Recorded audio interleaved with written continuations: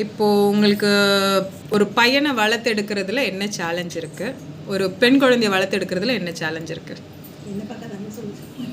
ரெண்டு பேருமே சேமாக தான் வளர்க்கணும். எனக்கு தெரிஞ்சு ரெண்டு பேருக்குமே எல்லாமே சொல்லி கொடுக்கணும். பொண்ணுனா இப்படி பையனா இப்படின்லாம் பிரிச்சுலாம் பார்க்கக்கூடாது. என்னை பொறுத்த வரைக்கும் ரெண்டு பேருமே சமம் தான். ஓகே, இப்போ நம்ம சொசைட்டி எந்த அளவுக்கு பெண்களுக்கு ஃப்ரீடம் கொடுத்துருக்காங்க? நிறையவே கொடுத்துருக்காங்க. அதை நம்ம கரெக்டாக யூஸ் பண்ணுறோமா? எங்கெல்லாம் நம்ம வந்து மிஸ்யூஸ் பண்ணுறோன்னு சொல்ல முடியுமா? அப்படின்னா நம்ம வந்து அட்வான்டேஜ் அதிகமாக எடுத்துக்கக்கூடாது. அதுதான் இப்போ நிறைய பெண் பிள்ளைங்களை அட்வான்டேஜ் நிறைய எடுத்துக்கிறாங்கன்னு சொல்கிறாங்க. ஒரு சிலர் நிறைய பேர் எடுத்துக்கிறாங்க. எல்லாரையுமே சொல்லலை, ஒரு சிலர் எடுத்துக்கிறாங்க. நம்ம வந்து நம்ம லிமிட்டை கிராஸ் பண்ணக்கூடாது. அதுதான் நான் சொல்லுவேன்.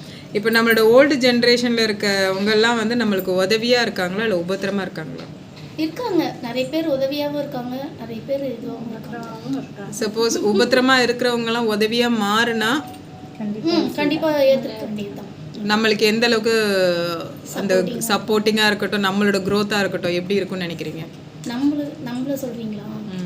புரியல எனக்கு இந்த கேள்வியை. 50% வந்து நம்மளுக்கு சப்போர்ட் பண்ணாமல் இருக்காங்கன்னு சொல்கிறீங்களா, உபத்திரமாக இருக்காங்கன்னு சொல்கிறீங்களா? அவங்களுமே நம்மளுக்கு சப்போர்ட் பண்ணாங்க அப்படின்னா நம்மளோட க்ரோத் எப்படி இருக்கும்னு கேட்குறேன். நம்மளோட வளர்ச்சியாக தான் இருக்கும் நமக்கு.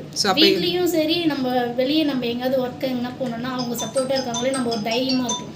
இப்போ வந்து நம்மளோட பெண்களுக்கு முதல் எதிரி யாருன்னு நினைக்கிறீங்க? பெண்களே.